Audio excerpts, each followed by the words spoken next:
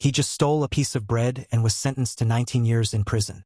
In these 19 years, he suffered a lot of humiliation and finally got out of prison.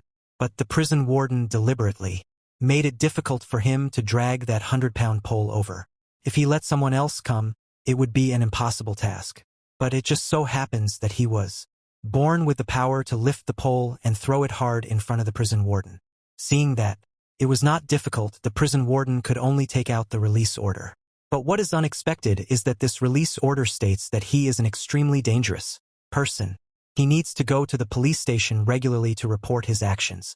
If he doesn't go once, he will be arrested again. Orang was so angry that he stole that piece of bread because his little nephew was about to starve to death, and he has already paid for this piece of bread for 19 years. Is this still not enough?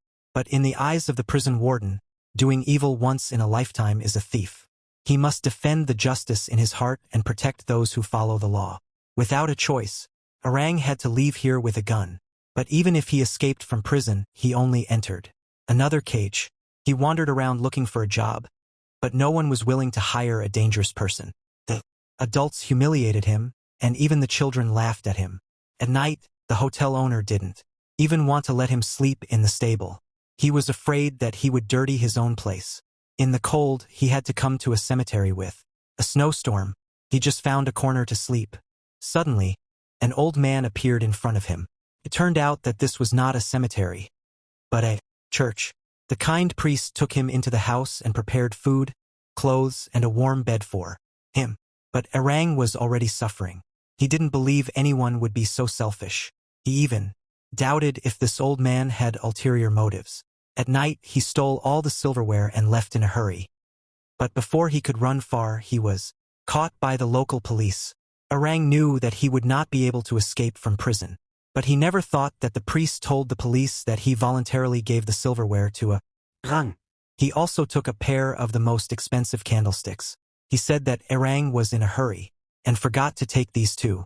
Without a choice, the police could only let Orang go. After they left, the priest said to him he hoped that Orang would make good use of these precious silverware and become a good and righteous person. Orang was shocked by this great kindness.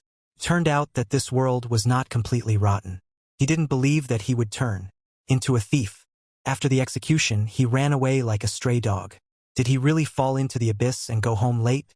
Because of a bite of bread, he lost nearly 20 years. But when he was extremely envious of this world, the priest touched his soul again and taught him what love was.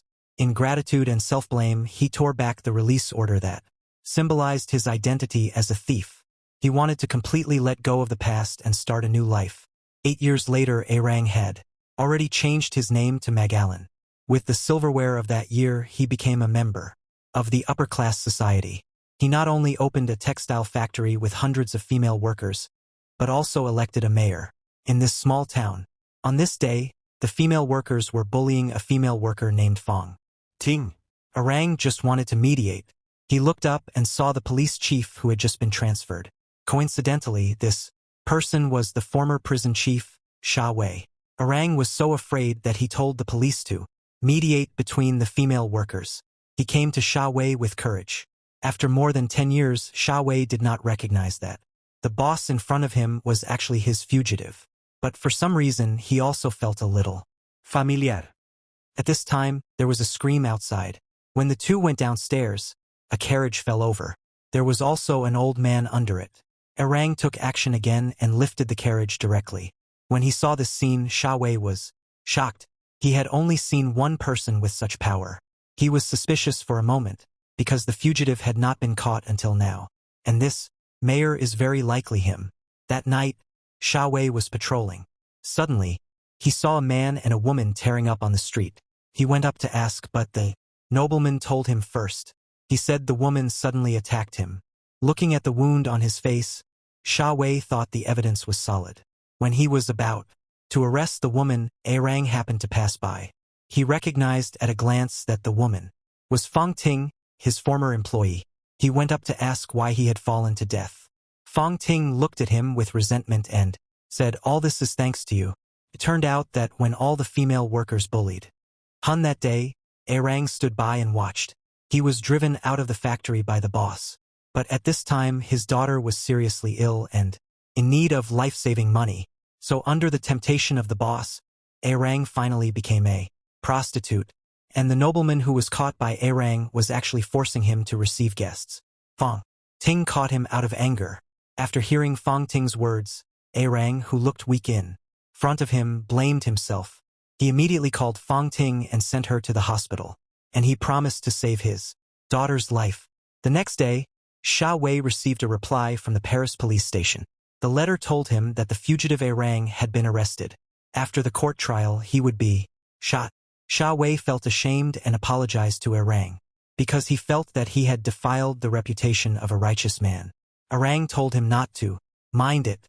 He was just standing by. After Sha Wei left, Arang was in a dilemma. On the one hand, since someone had already executed him, this was his chance to turn his life around. But on the other hand, that innocent man, just because he looks like him, had to suffer for himself. But if Arang turned himself in, hundreds of female workers under him would lose their jobs.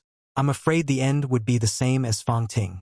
But if he is silent, he will be in hell for the rest of his life. When he was struggling, he saw the candlestick that the priest gave him. When he was in despair, the priest gave him hope. And now, he wants to give hope to that innocent man. He rushed to the court and told everyone that he was the real Rang Arang, the homeless man. In front of him was just a scapegoat. But no one believed that the mayor of Guangxin would be a dirty fugitive. Arang left a message that he would go to the hospital to find himself. By then, the truth would be revealed. Fong Ting was in a state of confusion in the hospital. But Sha Wei refused. He thought that Arang's kind of criminal must be hard to change. The so-called girl was made up by Arang in order to escape. Sha Wei couldn't believe it. Arang had no choice but to run away. He bought cassette at a high price of 1,500 yuan. He promised the girl that from now on, no matter where he went, he would take her with him. But Arang knew that although the appearance of cassette brought him hope and the meaning of his survival, their future was still uncertain. Before they left the city, Arang met Sha Wei, who was chasing him. They ran all the way and Sha Wei chased them all the way. In the end, the father and daughter were forced into a dead end by Sha Wei. Coincidentally, the other end of the wall was a church cemetery. The tomb guard was the one Arang saved from the carriage. In order to repay the favor of saving his life, he arranged for the father and daughter to live in the church from then on and start a new life. Looking at the sky full of dark clouds, Sha Wei was a little upset. Because he lost his hand again, the fugitive sank into the sea and could never be found again. He swore to the star that he would spend his whole life to catch Ran Arang. 9 years later, Cassat was already happy and inherited his mother's excellent genes. On this day, Arang took him to the street to help the poor but was found by the couple in the hotel. Because they had been cheating for many years, the couple in the hotel was so desperate to beg for their lives.